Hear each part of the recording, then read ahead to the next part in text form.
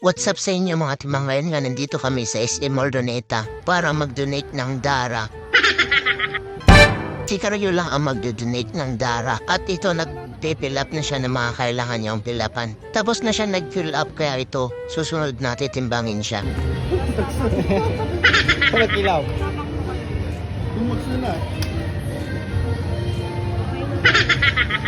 Tapos nang kuhanin yung kanyang weight, susunod naman kukunin yung kanyang BP. High blood dato, puro high blood yung medical ko. Ay, normal. Ay, normal. Abnormal. After niya kuhanan ng BP, sunod naman dito kay ma'am. Tanungin kasi siya, lahat-lahat itatanong kung may ubo, sipon, trangkaso, lat-lat na, etc. Pasti ka din kayat? Hindi ka no? Hindi ka. Yan.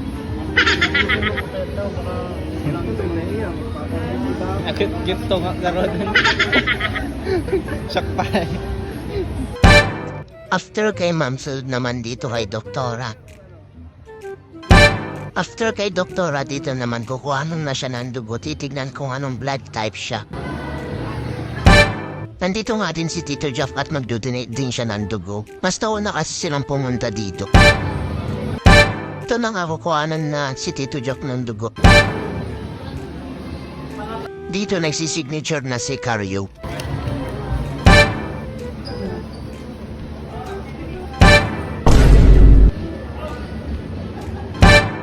Dito naghihintay kami ng bakante, nakapila pa. Type 2 up pa naman ang. Type Ang mahirap. Ibang mayan. Dito may bakante na at susunod na si Karyo. Nandito din sa Ate Tricia at Ate Mary Rose. May sabat siya ko makanyaan.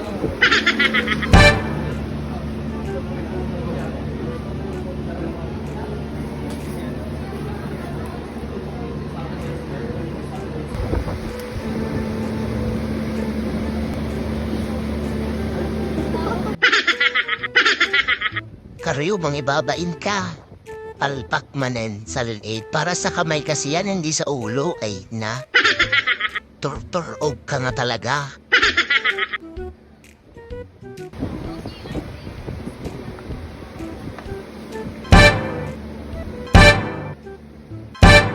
Kukuhanan na din si Karyo ng dugo. Dapat isang drum yung i-donate ni Karyo na dugo. Ano kaya magiging itsura niya?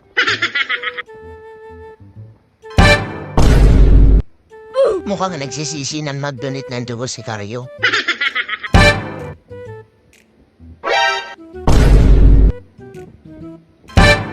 Yun, tapos na din. Sa mga gusto pong mag-donate ng dugo dyan, pumunta lamang po kayo dito sa SM Ordoneta City Central, 3rd floor.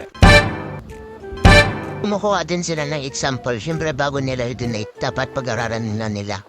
Paki-share po itong video para makita po ng mga taong gustong mag-donate ng dugo. Fill up ulit si Karyo, signature ulit. May merienda ka na, nakatulong ka pa, kaya mag-donate ka na din. O Karyo, huwag mo nang ipilit.